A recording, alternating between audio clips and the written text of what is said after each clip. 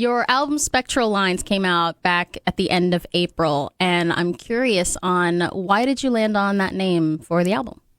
Well, I've been like a lot of people, I think, very fascinated with the search for other, other intelligence in the universe, and the search for exoplanets, for instance, and or the places where other intelligence might reside.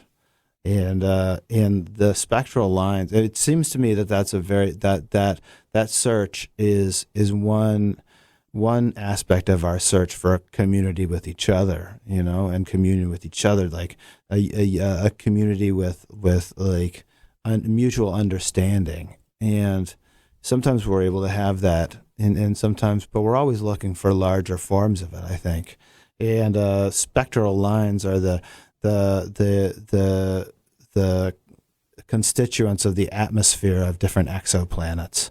So as a planet passes in front of its home star, the light shines through the atmosphere of that planet, and we can read them and read what the atmospheres are made of, and we call them spectral lines. So I thought that was a beautiful way, a beautiful title for an aspect of looking for connection with each other. And it's interesting that you bring that up, because I'm going to jump ahead of myself here, but the last song on your album, Someday, it's like, I can imagine, well, all of your songs really kind of just being sung around a campfire or something, like getting that like connection. But one of my favorite things about concerts specifically is that all of us are going for this same purpose of enjoying an artist and their music. And when you're all singing like the words together, it feels like no matter who you are or like what race or political party, like we're all here for one reason, and that connection is just so special. Yes, I fully agree. I think that like I'll pass on my I could never claim this as my own because I think it's so good. But my partner Haley, she says that like that the if you go back, wherever you go back, the fundamental bedrock of every religion is humans in a room singing songs, and I think that's true, Yeah, I see that. Did the pandemic have any effect on your writing for this album? Yeah, it did, because well, when I first started writing songs when I was like 17, those weren't songs that I had plans for an album. They weren't songs I had plans for a show or anything. They were just songs that started coming out of me. And when the pandemic happened, it was clear immediately there would be no shows. We didn't know for how long, forever maybe, and then, or how to get together in a room. We didn't know how this thing was even passed. So the songs that I was writing then were written without any regard for what might happen to them. They were just these songs that just continued to kind of well up, although in different times and maybe in ways that were accompanied with like difficult experiences, but they they were written in a really I'd say like a very pure way, because they had no purpose. They were just songs, So I have a good feeling about them for that. What do you hope people take away from Spectral Lines?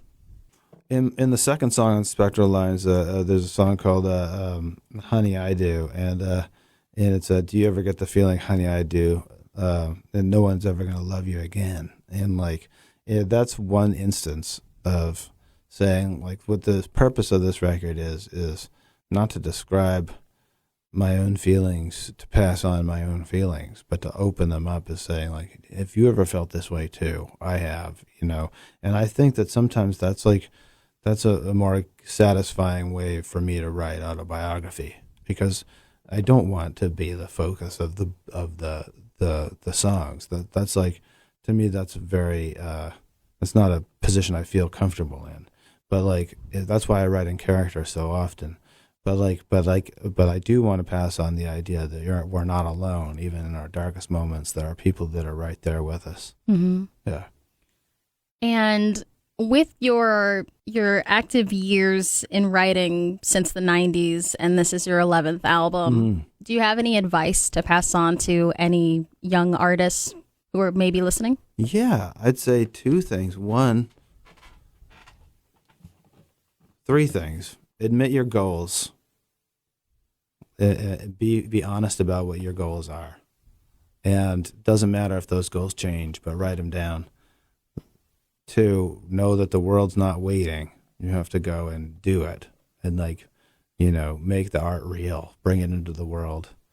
And three, be diligent. It's like all the fun stuff happens. It never happens the way you think it's going to happen.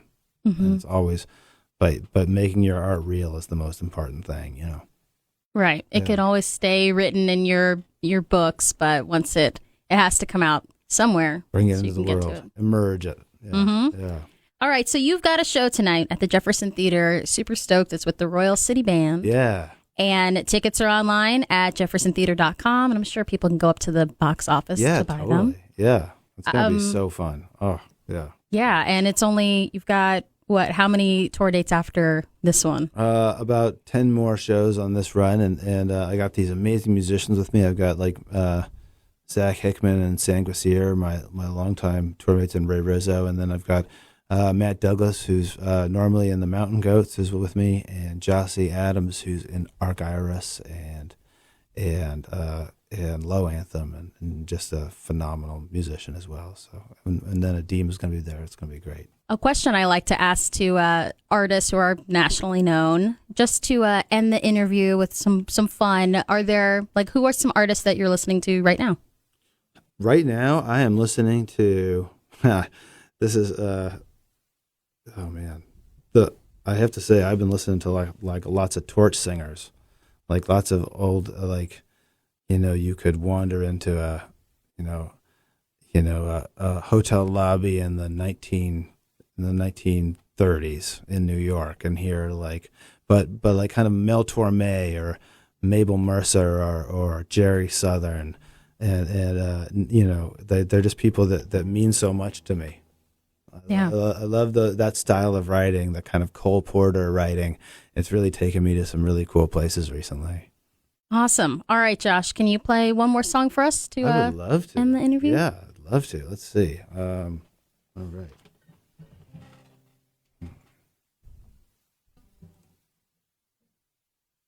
Thank you again for having me. Of course.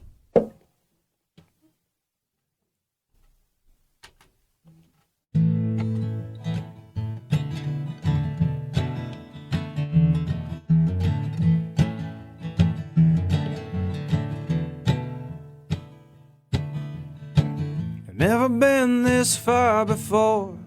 Waves across the railings, and I somehow lost the lights ashore, and the outboard motor's failing. Have I ever been this turned around? Have I been more at your mercy? It's cold, I'm stoned, I'm watching the boat go down. I'm yours to help or hurt me. Horse no rider, horse no rider, horse no rider, coming through, I'm running, I'm running.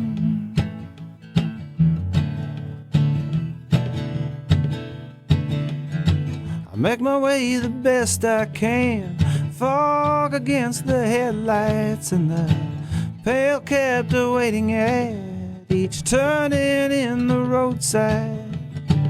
Has my hunger ever been more plain? Has my need ever been more naked? It's too late in the evening to be ashamed. If you're offering, I'll take it. Horse no rider, horse no rider, horse no rider, coming through, I'm running,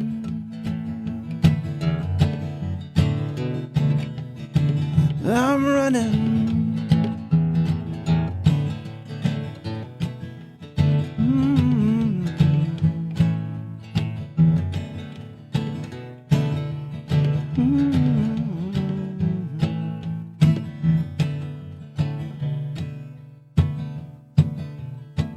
Could pretend I woke up at your front door unexpected, but you always were the type to know a lie before I said it. There's so many questions I never asked. How could things go so wrong? And what is love anyway but the prettiest bird singing such a bitter song? Horse no rider, horse no rider,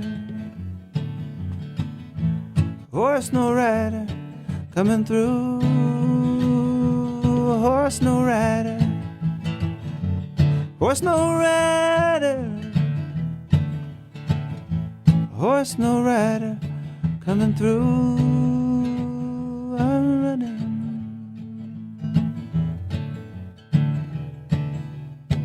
I'm running.